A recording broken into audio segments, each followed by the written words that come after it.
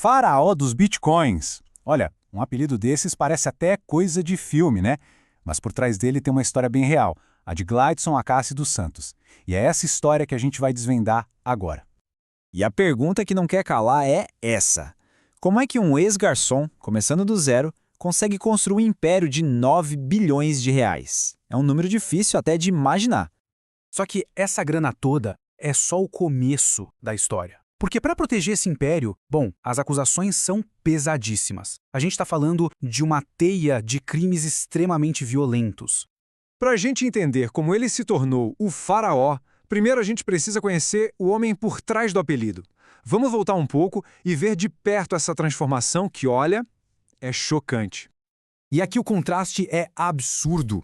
De um lado, você tem o homem, um ex-garçom com formação para ser pastor, que morava num bairro pobre. Do outro lado, o faraó, um empresário com 136 milhões de reais em capital, acusado de liderar um esquema de pirâmide e até de ser mandante de assassinato. São duas vidas completamente diferentes. E essa mudança foi, assim, muito rápida. Pensa só, até 2015, a vida dele era comum. Pouquíssimo tempo depois, as empresas dele já tinham essa fortuna toda em capital. A pergunta que fica é, como? E a resposta para essa subida meteórica está numa promessa. Uma promessa bilionária daquelas que parecem boas demais para ser verdade e que foi a base de todo o esquema. O motor de tudo isso era a GAS Consultoria. A ideia que eles vendiam era muito simples e muito atraente. Invista com a gente em criptomoedas, que o seu lucro vai ser espetacular. E aqui está o número mágico que fisgou milhares de pessoas. 10%. Era uma promessa de retorno de 10% ao mês. Isso é muito, mas muito acima de qualquer investimento sério e, claro, um baita sinal de alerta. O resultado? Um dos maiores esquemas de pirâmide financeira da história do Brasil. O prejuízo estimado para os clientes é assombroso. 9 bilhões de reais. Mas não era só um crime de colarinho branco, sabe?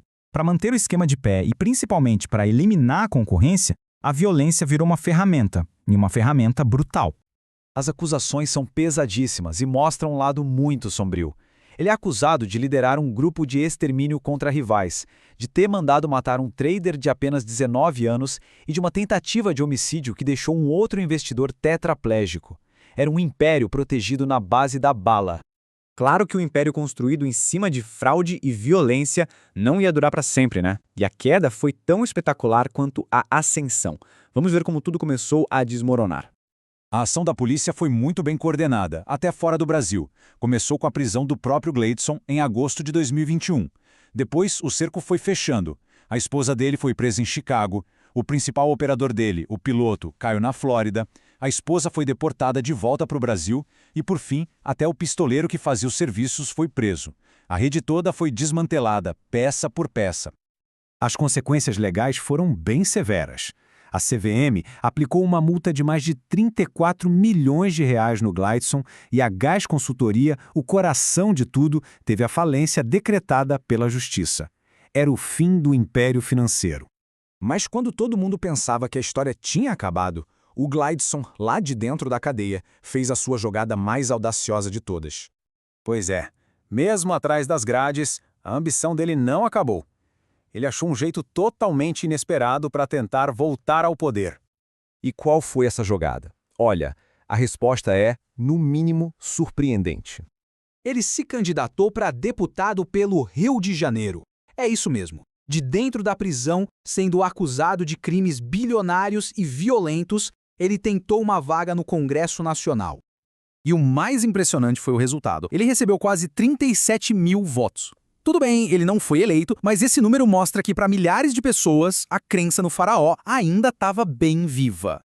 Isso deixa a gente com uma baita reflexão no final, né? Como que uma figura acusada de uma fraude tão grande e de crimes tão violentos ainda consegue ter a lealdade e o apoio de tanta gente? É uma pergunta que vai muito além da história do faraó dos bitcoins.